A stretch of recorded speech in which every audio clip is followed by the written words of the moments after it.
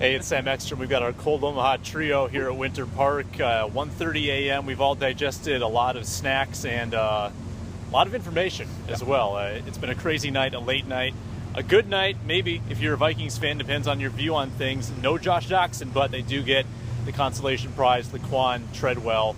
Luke and Arif, I know you've got some different opinions on this. Luke, you first. What do you think about the pick? Doxson obviously off the board, one pick in front of Treadwell. Yeah, everybody knows I was the big Josh Doxson guy going in. I think they left today with mission accomplished. They needed a big-bodied receiver for Teddy Bridgewater to continue his development. So they got that in Laquon Treadwell, a young guy who certainly could develop into the, again, elite #1 receiver that they wanted.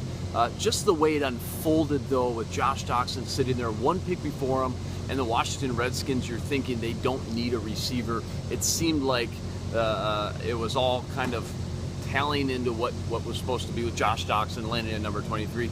Didn't happen. Again, though, they got that big-bodied receiver in Laquon Treadwell. I certainly think as time goes on, the fan base is certainly going to love him, and I think Teddy Bridgewater, more importantly, is going to love this pick as well once he gets into training camp and as he continues to develop. Again, a young kid with a lot of raw ability and a lot of things you can work with at the receiver position.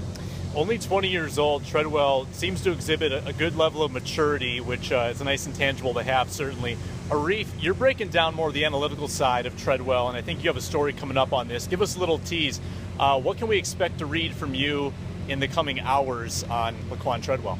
Yeah, no, the thing about Laquon Treadwell is that the kind of things that he's good at are the kind of things that the Vikings really want in receivers running routes. I've already taken a look at the kind of routes that Mike Wallace has run, that Charles Johnson has run inside this offense, and I've taken a look at sort of the routes that Laquon Treadwell has done best at. You take a look at the routes that the Vikings run more often than any other team, things like curls, comebacks, slants, and posts, and those are the kinds of things that Treadwell already excels at.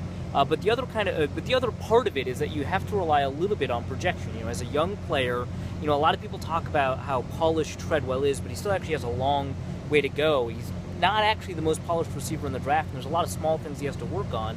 And the other part of the projection is that a lot of people or the Vikings are banking on a lot of the stuff that he showed in 2014, athletically speaking. And so if he can get to that state while he's developing as a technical receiver, there's a lot of things that the Vikings can do with him in order to get, you know, some of the advantages that Luke laid out. But there is a lot of risk sort of underlying the pick. It's not just, hey, he's the consensus #1 pick. There's a lot of things at play, and there's a lot of uncertainty surrounding a player who's so young.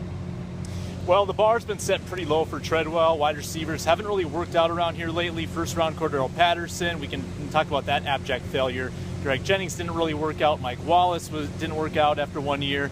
So can Treadwell be the guy? That's yet to be foreseen. We have 4 months to digest it until the season begins.